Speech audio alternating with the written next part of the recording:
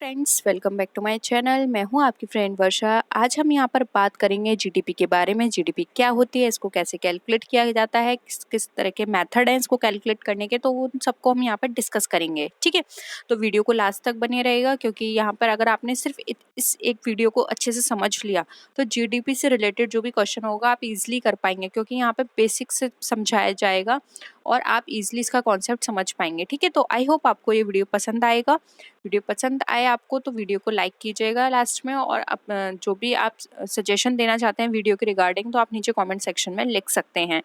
तो स्टार्ट करते हैं वीडियो को। देखिए, यहाँ पर सबसे पहले है जीडीपी, जिसको हम ग्रॉस डोमेस्टिक प्रोडक्ट के नाम से भी जानते हैं। देखिए, हिंदी इंग्लिश दोनों में है। ग्रॉस डोमेस्टिक प्रोडक्ट जो होता है वो हमारा एक मॉनेटरी मेजर होता है, जो कि मार्केट वैल्यू जो भी हमारे फाइनल गुड्स सर्विसेज जो भी हमने प्रोड्यूस किए हैं एक स्पेसिफिक टाइम पीरियड के अंदर किसी कंट्री में, उसको मार्केट वैल्यू को मेजर करने के काम आता है। आप ऐसे समझ सकते हैं, एक कंट्री में किसी भी तरह का गुड्स या सर्विस वहाँ पे प्रिपेयर की जा रही हैं, गुड्स प्रोड्यूस किया जा रहा है, सर्विस दी जा रही हैं, तो वहाँ पर एक पर्टिकुलर टाइम पीरियड के अंदर उससे कितनी अर्निंग हो रही है, वो सबको मॉनेटरी एस्पेक्ट में मेजर करना हमारा ग्रॉस डोमेस्टिक प्रोडक्ट कहलाता है। ठीक है, अब देखिए यहाँ पर जीडीपी का आप मीनिंग समझ गए। अब यहाँ पर हम डायरेक्ट आ जाते हैं इसको कैलकुलेट कैसे करते हैं, क्योंकि आपके एग्जाम में कैलकुलेशन से इनके जो मेथड हैं, कैलकुलेशन के मेथड, वहाँ से क्वेश्चंस बहुत बनते हैं और बहुत छोटे छोटे क्वेश्चंस पूछे जाते हैं। ठीक है, सबसे पहले तो आप इनके 3 मेथड हैं उनको याद कर लीजिए। देखिए, इनको हम 3 तरीके से कैलकुलेट करते हैं। एक है वैल्यू एडेड अप्रोच, दूसरा है इनकम अप्रोच, और तीसरा है हमारा यहाँ पे expenditure approach. Value added approach में हम इनकम अप्रोच और एक्सपेंडिचर अप्रोच दोनों को इंक्लूड करके या कंबाइन करके वहाँ पे उसको कैलकुलेट करते हैं जीडीपी को। इनकम में सिर्फ हम इनकम एस्पेक्ट लिखते हैं, एक्सपेंडिचर में सिर्फ हम एक्सपेंडिचर एस्पेक्ट लेते हैं। ठीक है, तो आप समझ गए होंगे, इनकम में इनकम का एस्पेक्ट आएगा, एक्सपेंडिचर में एक्सपेंडिचर का, और वैल्यू एडेड में इनकम प्लस एक्सपेंडिचर दोनों को इंक्लूड किया जाएगा।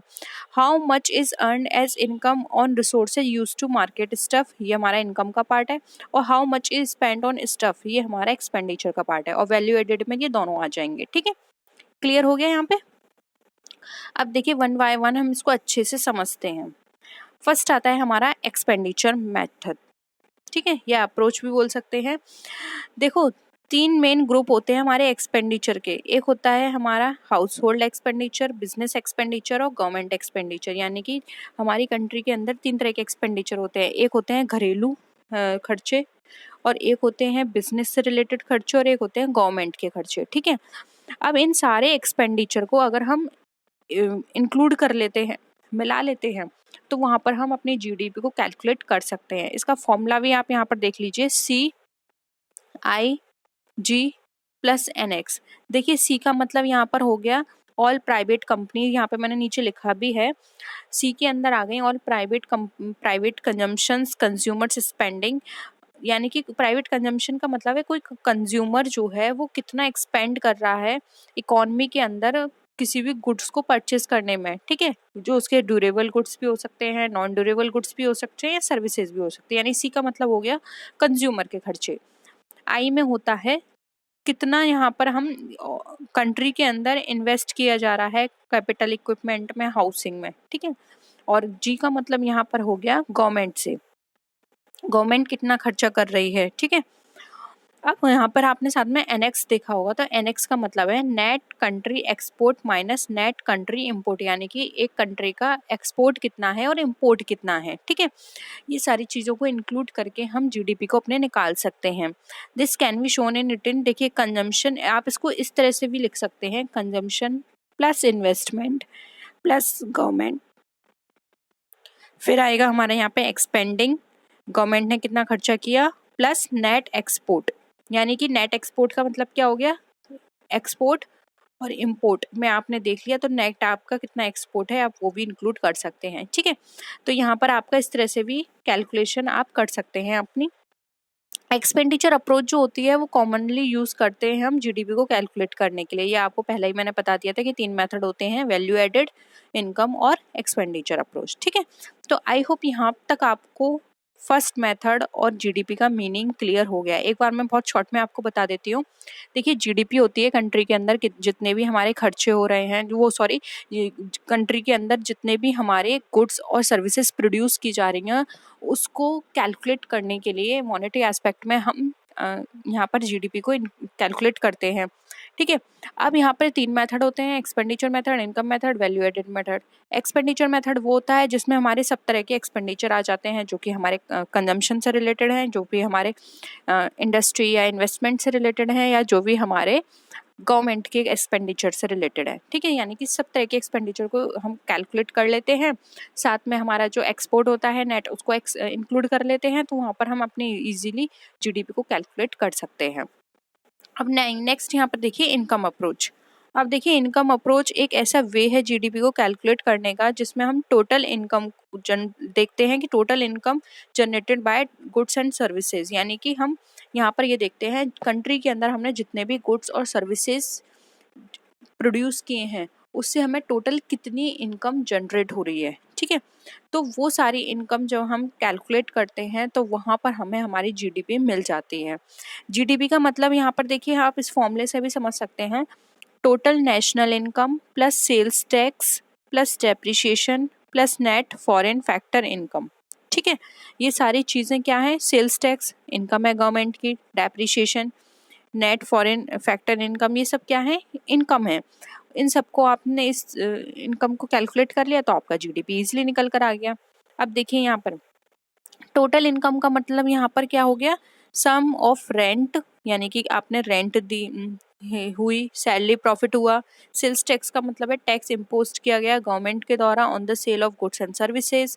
डेप्रिसिएशन का मतलब है जो कि असेट्स में डिक्रीमेंट होता है हमारी वैल्यू के अंदर, वो डेप्रिसिएशन है। And net foreign factor income आप यहाँ पे अच्छे समझ लीजिए, क्योंकि ये सारी चीज़ें तो आप इजीली पहले से ही आपको पता होगा। नेट फॉरेन फैक्टर इनकम का मतलब वो इनकम से है जो कि एक फॉरेन फैक्टर के द्वारा अर्न की गई है, जैसे कि फॉरेन कंपनी, फॉरेन पर्सन ने अर्न करी है other from the country, and it is also the difference between a country citizen and countries earn. यानी कि आपने रहते आप अपनी कंट्री में है, अपनी का मतलब है आप, यहाँ पर हम इंडिया की बात करें तो आप रहते इंडिया में हैं, लेकिन आपने कोई भी जो अमाउंट है वो अदर कंट्री से अर्न किया है, तो वो क्या हो गई, फॉरेन इनकम हो गई। ठीक है, तो ये सारी इनकम को इंक्लूड कर लेते हैं, तो हमारा यहाँ पे इनकम अप्रोच के थ्रू हम अपने जीडीपी को कैलकुलेट कर सकते हैं। ठीक है, अब नेक्स्ट आते हैं यहाँ पे प्रोडक्शन और वैल्यू एडेड अप्रोच। अब देखिए, जैसे कि नाम से ही यहाँ पे पता चल रहा है कि यहाँ पर हम वैल्यू को ऐड करके दिखाते हैं। At the time of production it is known as reverse of expenditure approach, यानी कि हम प्रोडक्शन के टाइम यहाँ पर हमारी जितनी भी वैल्यू लग रही है उसको हम देखते हैं, ये एक्सपेंडिचर से बिल्कुल रिवर्स में है। To estimate the gross value added, total cost of economic output is reduced by the cost of intermediate goods that are used for the production of final goods। ठीक है, यानी कि यहाँ पर आपने जो भी आपके ग्रॉस एडेड टोटल कॉस्ट है इकोनॉमिक आउटपुट की, वो आपने किसके द्वारा यहाँ पर यूज़ की गई है, जो कि आपका इमीडिएट गुड्स हैं, उसको आपने यूज़ किया है प्रोडक्शन के लिए फाइनल गुड्स बनाने में। ठीक है, तो यहाँ पर आपने जो भी फाइनल गुड्स बनाने में आपने शुरू में जो भी मटेरियल परचेस किया है या जो भी आप सर्विस यूज़ कर रहे हो लास्ट कंज्यूमर तक सर्विस पहुँचाने में, उसमें आपका जितना भी कॉस्ट लग रही है उसको आप कैलकुलेट करते हैं, तो वहाँ पर आपकी उसके थ्रू भी आप अपनी जीडीपी को निकाल सकते हैं। ठीक है, तो ये 3 मेथड हो गए, इजीली आपको समझ में आ गए होंगे तीनों मेथड। इसका फॉर्मूला से आप और अच्छे समझ सकते हैं। देखिए, ग्रॉस वैल्यू एडेड का मतलब होता है ग्रॉस वैल्यू ऑफ आउटपुट, जो भी आउटपुट आया उसकी ग्रॉस वैल्यू क्या है, उसमें से आप माइनस करेंगे इंटरमीडिएट कंजम्पशन। ठीक है, फिर यहाँ पर आपका ग्रॉस वैल्यू एडेड आपका निकल कर आ जाएगा।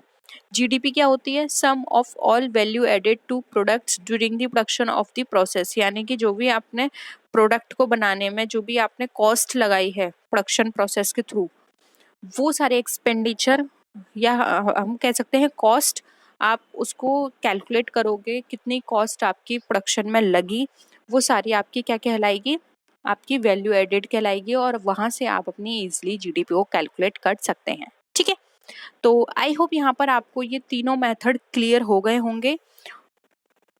अब देखिए, यहाँ पर मैंने कुछ पॉइंट्स लिखे हैं कि हम जीडीपी को कैलकुलेट करते हैं तो क्या क्या होता है, या जीडीपी को आप और अच्छे से समझ सकते हैं इन पॉइंट्स के थ्रू।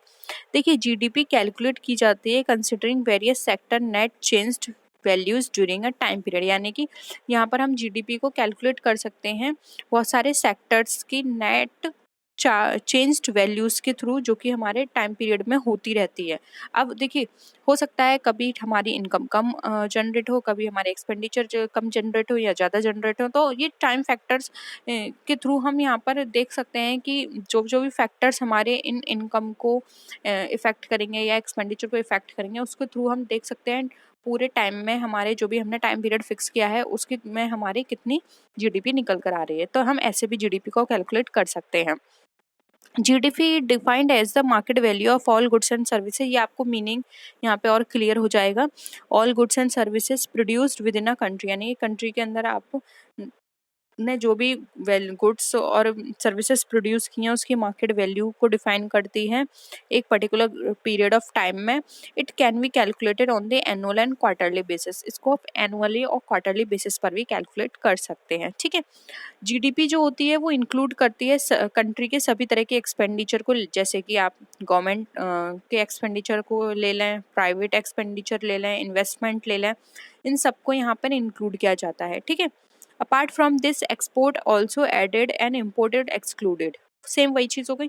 एक्सपोर्ट जितना भी हो रहा है उसमें से आप इम्पोर्ट माइनस कर देंगे तो वो आ जाएगा आपका नेट एक्सपोर्ट। ठीक है, या फिर आप एक्सपोर्ट को इंक्लूड कर दीजिए और जो ऐड कर दीजिए एक्सपोर्ट को, और इम्पोर्ट को एक्सक्लूड कर दीजिए। ठीक है, तो इससे आपका निकल कर आ जाएगा जीडीपी। ठीक है, तो आई होप यहाँ पर जीडीपी के मीनिंग, उनके कैलकुलेशन मेथड और यहाँ पर एक लास्ट आप समरी से समझ गए होंगे कि क्या होता है, किस तरह से कैलकुलेट किया जाता है जीडीपी। और इसके अलावा और भी कोई भी क्वेरी लगती है आपको तो प्लीज़ ज़रूर बताइएगा।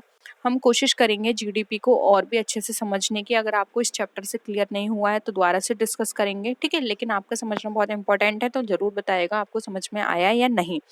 तो नेक्स्ट वीडियो में फिर मिलते हैं, तब तक के लिए टेक केयर, बाय बाय।